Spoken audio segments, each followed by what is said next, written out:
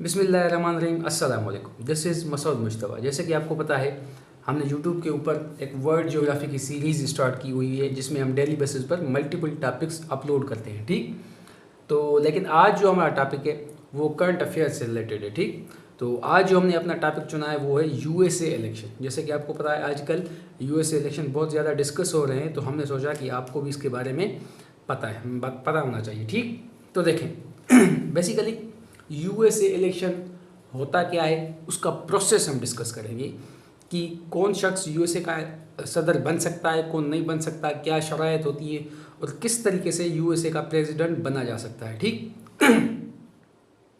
तो आज हम ये सारी चीज़ें डिस्कस करेंगे अपने इस वाले वीडियो के अंदर। तो ध्यान से देखिए और समझिए कि यूएसए का प्रेसिडेंट कैसे बनता है।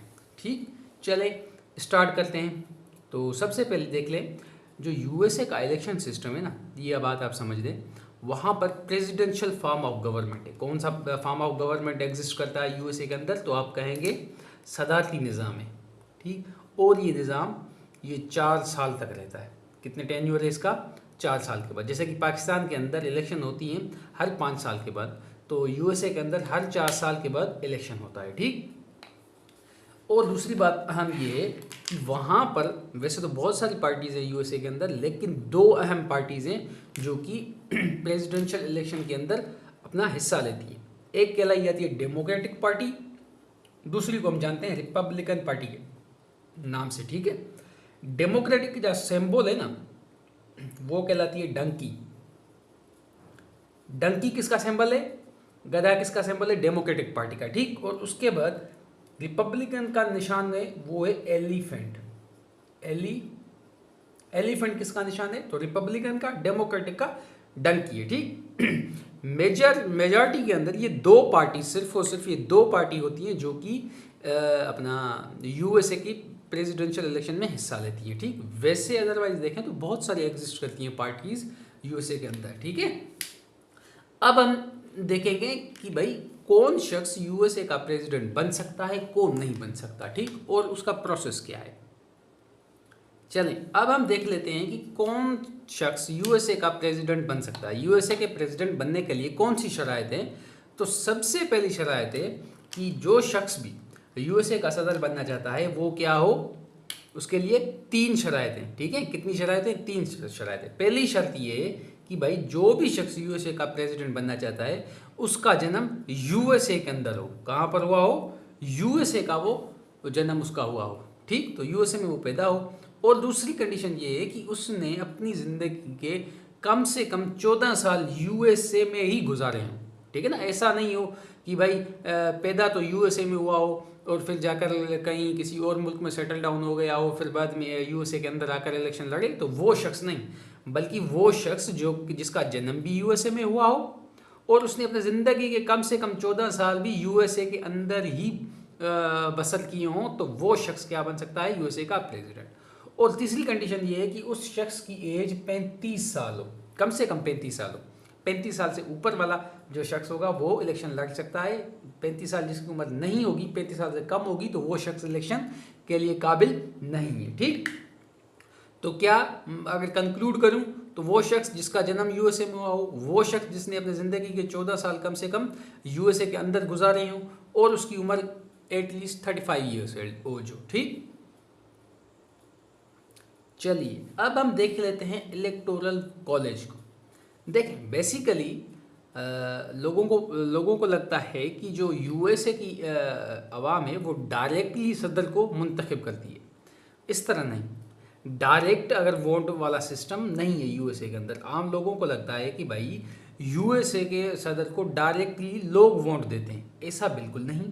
वहाँ पे क्या होता है? इलेक्टोरल कॉलेज होता है। वो क्या करता है? वो सदर का इंतखाब करता है। जो लोग हैं ना वो किसको चुनेंगे? इलेक्टोरल कॉलेज को चुनेंगे। फिर वही इलेक्टोरल कॉलेज क्या करेगा? सदर को चुनता है। ठीक, अब मैं आपको बताता हूं बेसिकली इलेक्टोरल कॉलेज होता क्या है। देखिए, चलिए तो अब हम देख लेते हैं इलेक्टोरल कॉलेज को। बेसिकली इलेक्टोरल कॉलेज किस चीज़ का नाम है, क्या बला है, इसको हम डिस्कस करते हैं। देखिए, आप ये इलेक्टोरल कॉलेज को, यूएसए के इलेक्शन प्रोसेस को अच्छी तरीके से तभी समझ सकते हैं जब आप पाकिस्तान की इलेक्शन को यूएसए के इलेक्शन के कंपैरिजन में देखेंगे, ठीक है। तब आप सही नमूने से इस इलेक्शन प्रोसेस को अच्छे नमूने से समझ सकेंगे, ठीक।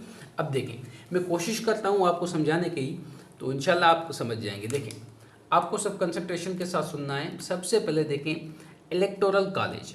अगर पाकिस्तान की बात करें तो पाकिस्तान में इलेक्शन हर 5 साल के बाद होते हैं। यूएसए की बात करें तो यूएसए में इलेक्शन हर 4 साल के बाद होते हैं, ठीक। और उनकी तरफ से डेट भी मुकर्रर की जाती है कि भाई नवंबर में इलेक्शन होंगे और नवंबर का जो भी पहला ट्यूसडे आएगा उसी दिन हमारा इलेक्शन डे होगा, ठीक। लेकिन पाकिस्तान में इस तरीके का कोई भी रिवाज नहीं, क्योंकि आपको पता है ये यूएसए एक वेल डिसिप्लिन्ड कंट्री है, तो वहाँ पर इस किस्म की रूल्स और रेगुलेशंस फॉलो भी होते हैं और उनका तकद्दुस भी किया जाता है, ठीक। अब आगे बढ़ते हैं। देखिए, पाकिस्तान के अंदर एमएनएज और एमपीएज को वोट कास्ट होते हैं इलेक्शन वाले दिन। तो अवाम क्या करती है, डायरेक्ट किसको वोट कास्ट करती है, एमएनएज और एमपीएज को वोट कास्ट करती है ना। अवाम डायरेक्टली प्रेसिडेंट या प्राइम मिनिस्टर इन दोनों को वोट कास्ट नहीं करती, ठीक। अवाम किसको चुनती है, अवाम चुनती है एमएनएज को या एमपीएज को कह लें। अब अगर एमपीएज की बात करें तो पाकिस्तान की अवाम 266 266 एमएनएज को जनरल इलेक्शन में वोट देती है, ठीक है। 266 एमएनएज को जनरल इलेक्शन में वोट देती है। आ गई बात समझ में। अब सेम इसी तरह यूएसए के इलेक्शन में होता है। यूएसए के अंदर जो कि यूएसए के अमेरिकन लोग हैं वो डायरेक्टली प्रेसिडेंट को वोट नहीं देते, ठीक है ना। वो क्या करते हैं, वहाँ के जो उनके मेंबर हैं, कितने हैं, 538 लोग। जिस तरीके से पाकिस्तानी लोग 266 लोगों को एमएनएज बनाते हैं ना, इसी तरीके से वहाँ पर 538 लोग होते हैं जिनको अमेरिकन अवाम इलेक्टोरेट बनाती है। क्या बनाती है, इलेक्टोरेट बनाती है। और फिर वो क्या कहलाते हैं, इलेक्टोरल कॉलेज कहलाता है, ठीक। जैसे 266 लोग क्या कहलाते हैं, एमएनएज कहलाते हैं, तो इसी तरह ये 538 लोग क्या कहलाते हैं, इलेक्टोरल कॉलेज कहलाते हैं या इलेक्टोरल कॉलेज बनाते हैं। आगे बात समझ में। इनको कौन डायरेक्ट सिलेक्ट करता है, इलेक्ट का इंतखाब करता है इनका 538 लोगों का, तो डायरेक्टली अमेरिकन अवाम। जैसे कि इस केस में था, पाकिस्तान की अवाम कर रही थी एमएनएज को, यहाँ पर इलेक्टोरल कॉलेज के 538 लोगों को अमेरिका की अवाम चुनेगी। किस दिन, नवंबर के महीने में, और उसका जो पहले ट्यूसडे आएगा उसी दिन के ऊपर, ठीक। आगे बात समझ में। ये पहला फेज था, पाकिस्तान के अंदर भी ये पहला फेज है, अपना यूएसए के अंदर भी ये फर्स्ट फेज है। अब क्या होगा, सेकंड फेज में अगर आए तो फिर क्या होता है। पाकिस्तान की अगर बात करें तो देखें, पाकिस्तान के अंदर फिर थोड़ा वो मिनार्टी सीट्स और वुमेन कोटा की 70 सीट्स मिला जुला कर ये 336 एमएनए बन जाते हैं, ठीक। अब देखें, ये 336 एमएनए क्या करेंगे, सेकंड फेज में पाकिस्तान के प्राइम मिनिस्टर को चुनेंगे। सेकंड फेज में पाकिस्तान का प्राइम मिनिस्टर को मुंतखब करते हैं कौन, ये एमएनएज करते हैं, आवाम नहीं करती, ठीक। आगे बात समझ में इतनी। अब इस तरफ आए। अब यहाँ पर क्या होगा कि जैसे कि यहाँ 336 लोगों ने प्राइम मिनिस्टर चुना, इसी तरीके से ये जो 538 लोग हैं ना, ये अमेरिका का सदर का इंतखाब करेंगे। ये 538 लोग अमेरिकन सदर का इंतखाब करेंगे, ठीक। अब पाकिस्तान के अंदर ये प्रोसेस जो होता है ना, प्राइम मिनिस्टर की अपना क्या कहते हैं, इलेक्ट करने का प्रोसेस, ये विद इन अ मंथ होता है मेरे ख्याल से। विद इन अ मंथ का या कुछ 15 दिनों का टाइम दिया होता है कि इसी टाइम फ्रेम के अंदर प्राइम मिनिस्टर चुनना होता है।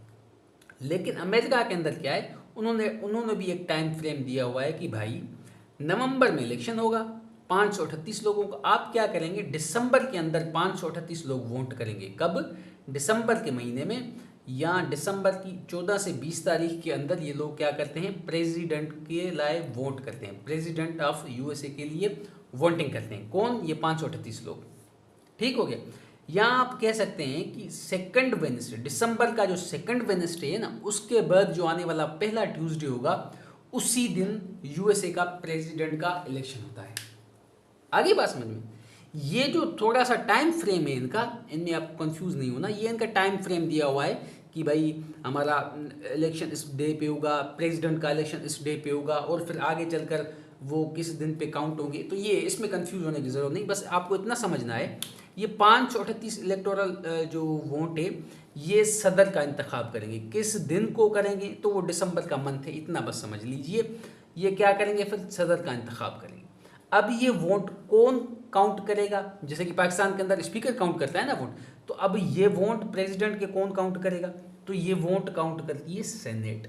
अमेरिका की जो सेनेट होती है वो क्या करती है, इन 538 वोटों की गिनती करेगी, और गिनती का भी दिन मुकर्रर किया गया है कि भाई हम ये वोट 6 जनवरी को काउंट करेंगे और किसी दिन को नहीं। प्रेसिडेंट को जो 538 वोट लोग करते हैं उनकी गिनती 6 जनवरी को होती है। कौन करता है? तो वो सेनेट करता है। ठीक, अब जिस शख्स को भी 270 वोट पड़ेंगे तो वो अमेरिका का प्रेसिडेंट बन जाएगा। जिस शख्स को भी 270 वोट पड़ेंगे तो वो अमेरिका का प्रेसिडेंट बन जाता है। आगे बात समझ में? इसी तरीके से पाकिस्तान के अंदर अगर किसी शख्स को 169 वोट पड़ेगा तो वो प्राइम मिनिस्टर बन जाता है। ठीक हो गया। अब क्या होगा, फिर कुछ दिनों के बाद जब उसको 169 वोट पड़ जाएंगे तो वो प्राइम मिनिस्टर बन जाएगा। फिर कुछ दिनों के बाद उसकी ओथ सेरेमनी होती है, हलफ बर्दारी होती है पाकिस्तान के प्राइम मिनिस्टर की। ठीक, नेक्स्ट प्राइम मिनिस्टर की। अब यूएसए के अंदर फिर क्या होगा, 6 जनवरी को वोट कास्ट किए जाएंगे, वो वोट काउंट किए जाएंगे, उसकी रिजल्ट भी अनाउंस उसी दिन कर दी जाती है। फिर 20 जनवरी को क्या होता है, उसी जो शख्स जीत जाता है उसकी इनॉग्रेशन होती है। उसकी क्या होती है? इनॉग्रेशन की होती है, या आउट सेरेमनी आप कह लें, उसकी क्या होती है? इनॉग्रेशन होती है। जो आने वाला सदर है उसको जाने वाले सदर की तरफ से क्या किया जाता है? वेलकम किया जाता है। कब किया जाएगा? 20 जनवरी को। तो 20 जनवरी को वो बाज़ाब्ता तौर पर वो यूएसए का प्रेसिडेंट मुंतखब हो जाता है। ठीक हो गया, बात समझ में आ गई? अब मैं अगर आपको कंक्लूड करके बताऊं तो पाकिस्तान के अंदर एमएनएज को लोग चुनते हैं, फिर वो एमएनएज क्या करते हैं? प्राइम मिनिस्टर को चुनते हैं। कम से कम वो प्राइम मिनिस्टर 169 वोट लेने में कामयाब होगा तो वो मुल्क का प्राइम मिनिस्टर बन जाएगा। फिर कुछ दिनों के बाद उसकी ओथ सेरेमनी होगी। ठीक, सेम प्रोसेस है यूएसए के अंदर भी। वहाँ पे क्या होता है, 538 इलेक्टोरल कॉलेज होते हैं। ये बेसिकली लोग हैं जिनको इलेक्टोरल कॉलेज कहा जाता है। जैसे कि यहाँ पर 266 को एमएनएज कहा जाता है, यहाँ पर 538 को इलेक्टोरल कॉलेज कहा जाता है। लोग 538 इलेक्टोरल कॉलेज को चुनेंगे। फिर कब चुनेंगे? नवंबर में चुनेंगे। फिर ये 538 लोग यूएसए के प्रेसिडेंट का इंतखाब करेंगे। कब करेंगे? दिसंबर में करेंगे। फिर इन वोटों की गिनती कौन करेगा? सेनेट करेगा। सेनेट किस दिन को करेगा? 6 जनवरी को करेगा, और उसका नतीजा भी 6 जनवरी को देगा। जो भी शख्स जो 270 वोट लेने में कामयाब हो जाएगा वो अमेरिका का प्रेसिडेंट डिक्लेयर कर लिया जाएगा उसी 6 तारीख को। फिर 20 जनवरी को उसकी इनॉग्रेशन होती है। ठीक हो गया, आ गई बात समझ में? इलेक्टोरल कॉलेज के 538 लोग मिलकर क्या करेंगे? प्रेसिडेंट का चुनाव करेंगे। प्रेसिडेंट का जो भी शख्स 270 वोट लेने में कामयाब हो जाएगा वो अमेरिका का नेक्स्ट प्रेसिडेंट बन जाता है। लेकिन इसमें थोड़ा सा बस टाइम फ्रेम है जो कि आपको पता होना चाहिए। जैसे कि इलेक्टोरल कॉलेज का इलेक्शन नवंबर में होती है, नवंबर के फर्स्ट ट्यूसडे में। प्रेसिडेंट को वोट देते हैं 538 लोग, वो होता है दिसंबर का महीना, और फिर सेनेट में, और फिर इसी तरह ये प्रोसेस है। उम्मीद करता हूँ ये प्रोसेस आपको मैं अच्छे तरीके से समझा पाया हूँ। ठीक, चलिए अब मैं आपको समझाता हूँ विनर टेक्स ऑल का फार्मूला। वैसे जो मैंने पहले आपको चीज़ इस स्लाइड से पहले समझा, उम्मीद करता हूँ वो आपको अच्छे से समझ में आ गई होगी। वही सेम, वही क्या है, यूएसए का प्रेसिडेंट सिलेक्ट करने का प्रोसेस है। ठीक, लेकिन उस प्रोसेस के अंदर ये एक फार्मूला ऐड होता है जिसको मैंने आपको सोचा कि अलग समझाऊँ। ठीक, अब देखिए ये फार्मूला क्या है, विनर टेक्स ऑल। अब इसका क्या मतलब है, देखें। जैसे पंजाब, सिंध और केपीके, बलूचिस्तान के अंदर एमएनएज की मुख्तलिफ सीटें होती हैं। तो मैंने आपको पहले बताया यूएसए के अंदर 50 स्टेट्स हैं, हर स्टेट्स की अपनी अपनी इलेक्टोरल वोट्स होते हैं। तो कैलिफोर्निया के कितने वोट्स हैं? 54 वोट्स हैं। ठीक है, और फ्लोरिडा स्टेट के 30 वोट्स हैं। ठीक, तो अब क्या है, अब बात यहाँ पर समझने की है कि ये यूएसए के अंदर क्या होता है, ये जो 54 सीटें ना, अगर सपोज करें मैं आपको पंजाब का मिसाल देता हूँ। पंजाब के अंदर एमएनएज की 141 सीटें हैं। अगर उन 141 सीटों में से फॉर सपोज करें 100 सीट्स पीटीआई जीत जाती है, 41 सीट्स पीएमएलएन जीत जाती है। ठीक, आगे बात समझ में? अब क्या होगा कि उन 100 सीटों पर पीटीआई के एमएनए आकर असेंबली में बैठेंगे और उन 41 सीटों पर पीएमएलएन के एमएनए आकर असेंबली में बैठेंगे। ठीक है ना, इसी तरीके से होता है ना पाकिस्तान के अंदर। लेकिन यूएसए के अंदर कुछ इस तरीके से नहीं होता। यूएसए के अंदर क्या है कि देखें, कैलिफोर्निया के अंदर 54 उनकी सीट्स हैं इलेक्टोरल की, लेकिन वहाँ पर क्या होगा अगर डेमोक्रेट्स ने, मिसाल की तौर अगर डेमोक्रेट्स ने 28 सीटें जीत ली और रिपब्लिकन ने 26 सीटें जीती ना, डेमोक्रेट्स ने 28 जीत ली, रिपब्लिकन ने 26 जीत ली, तो अब क्या होगा, इंटरेस्टिंग फैक्टर ये है यहाँ पर कि यहाँ पर जीत कौन गया, मेजॉरिटी पे देखें तो डेमोक्रेट्स जीत गई ना, मेजॉरिटी सीट्स उन्होंने ली ना, तो फिर क्या होगा, ये 26 की 26 सीटों भी इनको दे दी जाएंगी। आगे बात समझ में, इस फार्मूले को कहते हैं विनर टेक्स ऑल, यानी कि अगर किसी भी स्टेट में जो भी पार्टी मेजॉरिटी में वोट लेगी, मेजॉरिटी में इलेक्टोरल वोट लेगी, तो बाकी जो वो वोट हार जाती है ना सीट्स, वो भी उसी को दे दी जाएंगी। जैसे कि यहाँ पर 54 सीट्स हैं, तो यहाँ 54 सीट्स में से डेमोक्रेट्स ने मेजॉरिटी सीट्स 28 जीती, रिपब्लिकन ने 2 सीटें कम जीती, लेकिन जीती तो सही ना। लेकिन यहाँ अमेरिका में क्या होता है कि ये भी 26 की सीटें इसको दी जाएंगी भाई, क्योंकि ये जीत गया इसीलिए ये 26-20 की हो गई। तो इस पूरी स्टेट के अंदर 54 की 54 सीटें किसके पास चली जाएंगी, डेमोक्रेट्स के पास चली जाएंगी।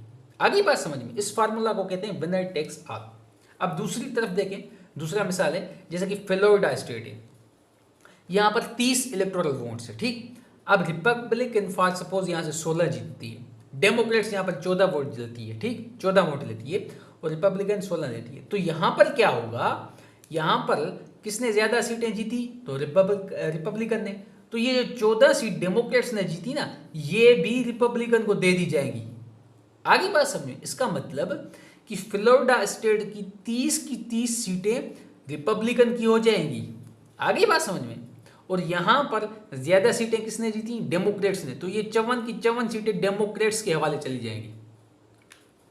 तो ठीक, बात समझ में आ गई। ये एक छोटा सा फार्मूला है जो कि कहलाता है विनर टेक्स ऑल। ये अप्लाई होता है यूएसए के अंदर, यूएसए की पूरी इलेक्शन के अंदर। तो मैंने आपको इसीलिए एक्स्ट्रा लास्ट में समझाया, क्योंकि अगर ये भी चीज़ मैं उस प्रीवियस स्लाइड में इंक्लूड करता तो शायद आपको अच्छे से समझ में ये चीज़ ना आ सकती, इसीलिए मैंने इसको अलग करके आपको समझाया। तो उम्मीद करता हूँ ये जो पिक्चर मैंने ड्रा करने की कोशिश की है यूएसए के इलेक्शन की, ये आपको अच्छे से समझ में आ गई होगी। अगर समझ में आ गई है तो इस वीडियो को फॉरवर्ड करें, लाइक शेयर और सब्सक्राइब करें, अपने प्यारे दोस्तों के साथ, फैमिलीज़ के साथ इसको शेयर करें ताकि वो भी इससे मुस्तफ़ीद हो सकें, ठीक है।